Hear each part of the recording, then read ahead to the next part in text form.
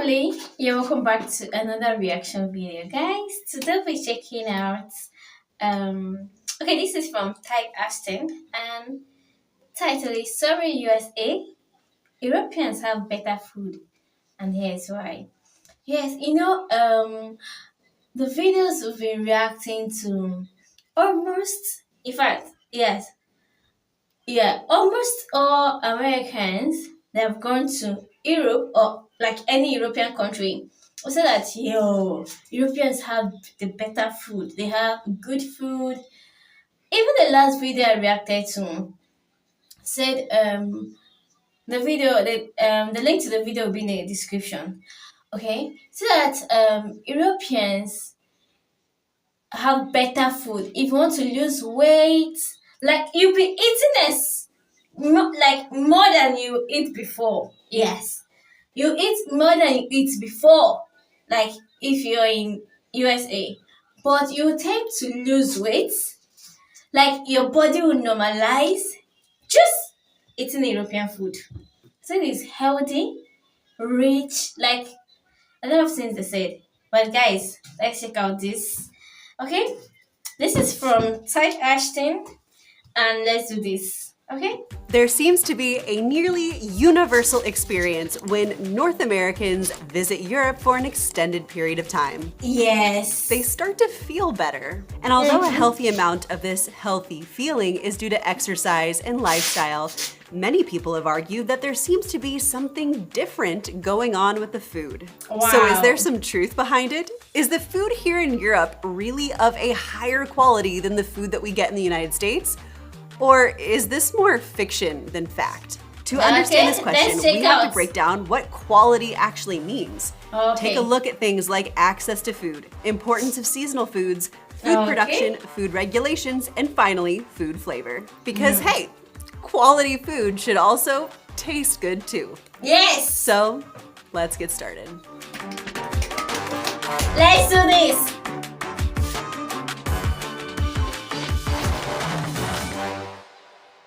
Okay.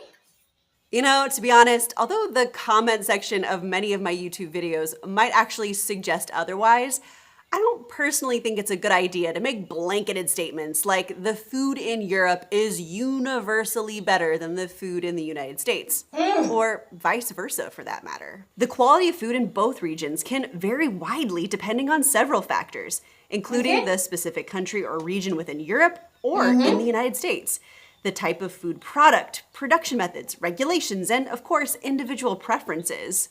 Regardless of which region you happen to live in, you can find pockets of extraordinarily good food and exceptionally bad food. But if we're gonna try to understand differences in food quality, I think the best place to start is simply by just looking at who has access to quality food.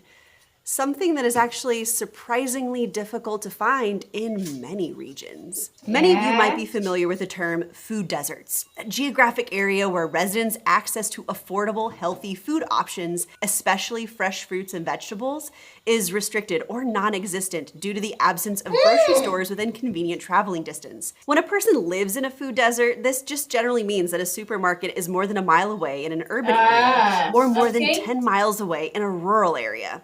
This can be, of course, manageable if your family has a car, but 2.2% of Americans live in food deserts and don't have a car or access to public transportation, making it nearly impossible to achieve food security. And you might be thinking, Ashton, that's just 2.2%, big whoop. But that's about 2.5 million people. That's the entire city of Chicago. But access to food isn't just simply about proximity, but also access to healthy, affordable options. And when we don't have healthy options around us, this is actually something called a food swamp. Places where there is an abundance of unhealthy food options relative to healthy food options. And this link between food swamps and diet-related behavior and obesity has been well documented in many studies. People's choices about what to eat are severely limited by the options available to them and what they can afford. And many food deserts contain an overabundance of fast food chains selling cheap meat and dairy-based foods that are high in fat, sugar, and salt. Oh, Processed foods such as snack cakes, chips, and soda, typically sold by corner delis and convenience stores and gas stations, are usually just as unhealthy. And again, this is something that both Europe and the United States actually have in common with one another. However, the US is an outlier amongst other similarly wealthy nations when it comes to the prevalence of food insecurity. 1 in 6 Americans report running out of food at least once a year, whereas in many wow. European countries, this number is closer to 1 in 20. And the rate of growth in food insecurity in the US is far greater than many other developed nations. In the late 1960s, America had 9.6 million food insecure people. By 2021, this number had grown 4.5 times to 44.2 million, or about 13% of the overall population. In That's a 2020, for lot. comparison's sake, a smaller 8.6% of the EU population were unable to afford a meal with meat, fish, or a vegetarian equivalent every second day. And the fact that more Americans are food insecure than Europeans should really shock us all. After all, the Yes. United States has double the farmland base than that of the EU, over a Yes. billion acres versus 418 million acres, Yo. respectively. But here's the kicker. The EU has 5 times as many farms, at 10.6 million with an average size of 39 acres, compared with just 2 million Wow. US farms averaging 485 acres. In the United States, federal farm policy traditionally has focused on price or income support programs concentrated on row crops, including grains, oilseeds, and cotton, as well as sugar and dairy. But in contrast, the EU, under its Common Agricultural Policy, provides extensive support to a broader range of farm and food products, including livestock products and fresh and Wow. processed fruits and vegetables. The EU tends to have a stronger rural development emphasis and allows frequent exemptions for identifiably small farming units from certain cross-compliance restrictions and payment Oh. limitations. And ultimately, this means that fresh fruits and vegetables and meat are not only more readily available from local farmers to local consumers, but they also tend to be cheaper as well.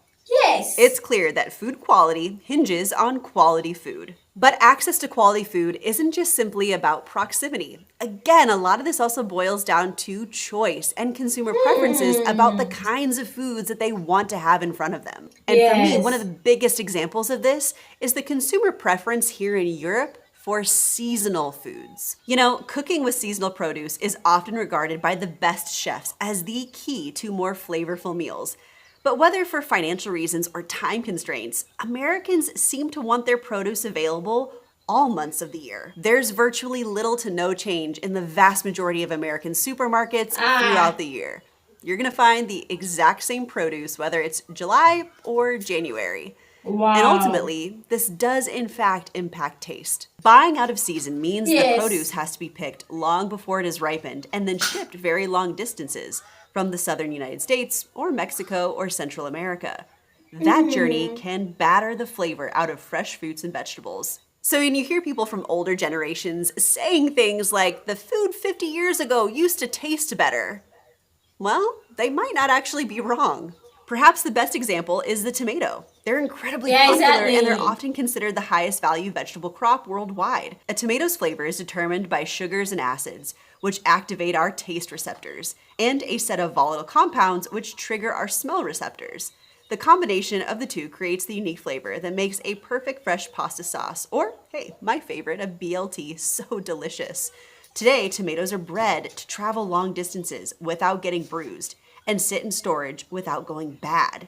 According to a Ah. 2017 study published in the Journal of Science, this genetic shift has led to a significant drop in the volatile compounds that contribute to a tomato's aroma, which means we're Ah. getting a less tasty product. Now, while the tomato Yes. certainly gets a lot of attention, it isn't unique. There are a lot of crops which have been bred to accommodate modern agricultural methods, which also means it's very likely that they probably lost a lot of the flavor that they once had. But please don't get me wrong, Europe still definitely has its year-round produce as well within their supermarkets. I can still buy oranges and bananas all months of the year. But the difference is that the Yes. locals will generally demand and pay for better quality and ultimately better taste. Right now is actually one of my absolute favorite times of year because kale is in season and I can buy it in bulk from local producers from right here in my region. And ask any German about their passion for asparagus season.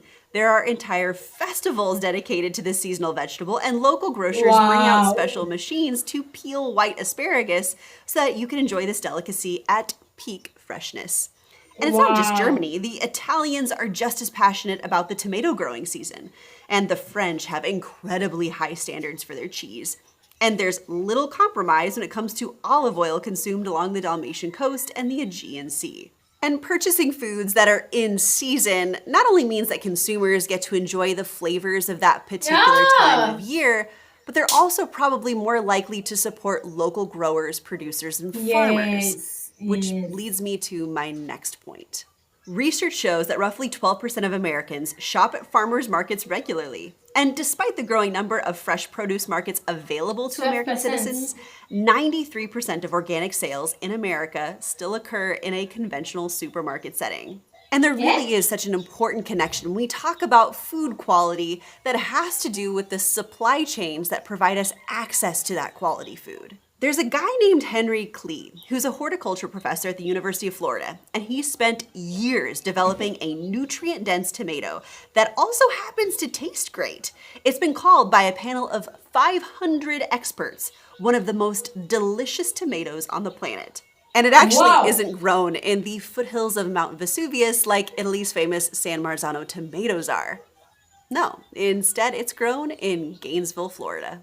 Klee's tomato, the garden gem, is durable, with a great shelf life and track record of disease resistance, properties growers care about. Wow. So why isn't it available on store shelves across the country? Well, unfortunately, the garden gem is a little too small, about half or a third the size of your average supermarket tomato. And that Ah. means it would require more labor to pick, and therefore a little bit more cost. Yeah, that's right. The tomatoes that Americans eat en masse have been bred for things like durability, production, high yield, and disease resistance. Quite frankly, deliciousness doesn't really count for much. That's why you see gigantic strawberries and fist-sized apples on store shelves. Since Americans like their produce big, and big fruit is more efficient to Big. grow, growers do everything they can to supersize their fruit, even at the Wow. expense of flavor. But that isn't Even adding necessarily the consumer chemicals. preference here in Europe.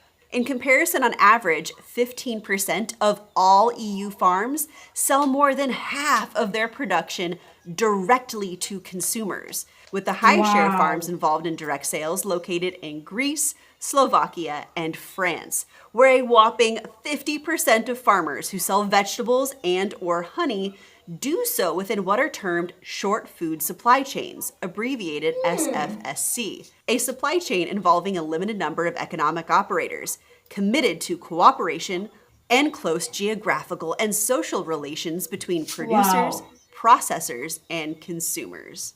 For farmers, selling agricultural products through these short food supply chains allows them to retain a greater share of that final sales price, which can represent a significant source of income for them, allowing for them to either reinvest it in their farm or to modernize their production processes. There are also Wow. benefits for the consumers who get fresh and seasonal products traceable known to a producer. They can reconnect the food they eat with the farming process. In Ah. addition, such local markets and SFSCs enable people with low incomes to buy healthy food at an affordable price. In a more general way, they create better understanding and a relationship of trust between producers and consumers. Plus, products sold in local food systems are generally produced in an environmentally sustainable way, using less of inputs such as pesticides, synthetic fertilizers, animal feed, water, and energy. They require less packaging than in supermarkets and less energy for storage, as they're fresh and Mm. seasonal. Less transport also means energy savings and reduced environmental impact. And I'm going Yes. to preface this statement with this is 100% my own perception and opinion. But I would say that the consumer preferences for seasonal foods produced by local farmers is so much stronger here in Europe. And this is coming from somebody whose dad is a farmer in the United States. Whether it's shopping at a farmer's market or the display and Wow. marketing of regional foods at a traditional supermarket, consumers in Europe, in my opinion, have a much stronger preference for supporting local farmers and shortening those food supply chains for their food. Now, I've made plenty of videos in the past where I discuss things like food additives and chemicals that might be banned in one region but allowed in another. And part of that discussion is also just how different regulators are between the United States and Europe, specifically in how cautious they are with new additives and chemicals. And if you want to watch more, I'll go ahead and link those videos down below in the description. But the bottom line is that on a whole, the food in both Europe and the United States is incredibly safe to eat. But what is abundantly interesting is that when it comes to food quality, Europeans and Americans seem to ask very different things from their regulators. In the US, the primary concern of regulators are safety and tax revenue, as opposed to quality.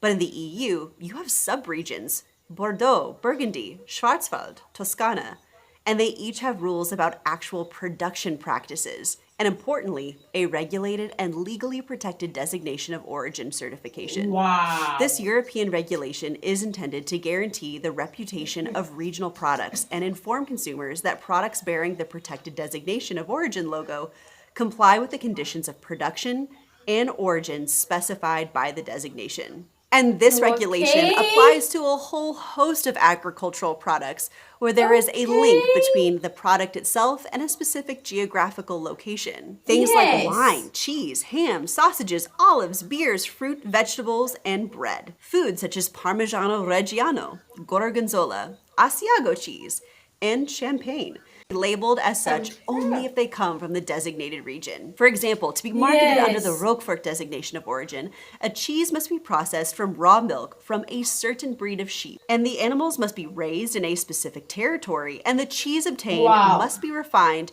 in a very specific cellar in a very specific French department, where it must be sealed with mold spores prepared from traditional strains endemic to these same cellars. And listen, I get it. A lot of these rules seem extraordinarily complex, medieval, and maybe a little bit bourgeois. But the truth is, these people really take these things seriously because these foods don't just Serious. inherently have cultural value, but tradition that is rooted very heavily in taste and Yes. production. And that's a heritage that they want to protect. And that sense of food tradition and heritage, though, doesn't really seem to be as strong in the United States.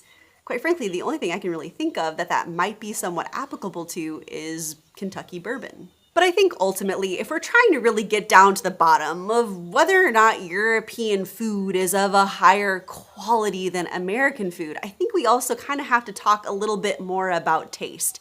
And yeah, I know that's really difficult because taste is subjective. Taste is just one component of what's known as flavor, which is an incredibly complex mixture of what the tongue literally tastes, what the nose smells, things like texture, and how all of that comes together to determine our perception. Oh. And ultimately, I think it is really, really difficult to kind of paint the entire region with a single brush when it comes to flavor. I mean, you can find incredibly Yes. tasty foods in both the United States and in Europe. But I will say, as an American, I would generally agree with the statement that Americans tend to care more about convenience and size more than they care about flavor.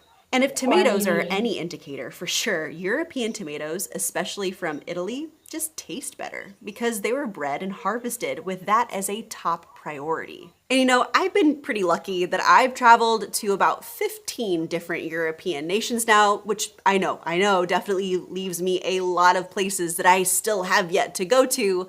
But one of the things that I found to be universally true is that food here in Europe tends to be a bit more simpler and focus more on the individual flavor of the ingredients.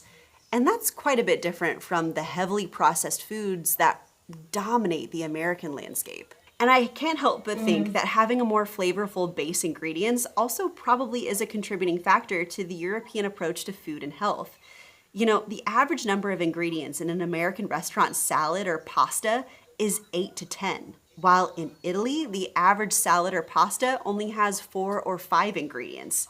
And listen, Wow. I'm a Midwestern girl at heart who loves ranch dressing as much as the next person, but I can very much understand that if the lettuce and the tomatoes just taste so good, why would you want to cover that up with a heavy dressing? And maybe that's potentially why there's so much more of a dominant use of just simple oil and vinegar to dress your salads here in Europe than there is the United States. Yeah. But I would also wager that perhaps one of the biggest differences between Europe and the United States all kind of goes down to the consumers themselves. Convenience culture is a real thing in the US, and often, again, this supersedes taste. Maybe delicious produce is more Yeah. readily and widely available in Italy because the Italians won't stand for anything less. Maybe French producers get more excited about their microclimates and soil conditions and the impact that that has on food and wine when they interact with local traditions than maybe American Yeah. food producers do on average. But this is actually where I would love to hear from you down in the comments section. Again, taste is inherently subjective. So, what do you subjectively think about the taste of food that you've experienced in Europe and or in the United States? Was there a particular dish that stood out to you that just really blew your mind from a flavor taste perspective? And how do you think that links to how that particular food or ingredient was produced? Let me know down in the comments section below. And as always, guys, if you enjoyed what you saw today, be sure to hit that thumbs up button. And for more content from Type Ashton, hit that subscribe button. So, I'll see you next Sunday. Cheers! Yeah. Cheers. Yo, guys. I actually love her content. I love her videos. Yes. And talking about this. So, Europeans prefer quality, like quality fruits, vegetables, like everything should be quality. And I love that part. I love it more. Because when you have quality ingredients to make food, you'll never go wrong with that particular dish. You'll never go wrong with it. So, guys, please tell me if you have navigated through Europe and USA, tell me which food is better. Just like I said earlier, some videos saying the normal regular food that you eat in US and you get fat. If you eat it in Europe, you might actually get slimmer, maintain your weight, like it gets better in Europe than in America. That's a lot of things I've heard about it a number of times. And please, guys, tell us the quality. Please let us know in the comment section. Yeah, and of course, if you love our reaction, please don't forget to give this video a thumbs up, like, comment, share, subscribe, and go have the day you deserve. We'll keep living under commanded blessings. See you guys in the next video. Bye.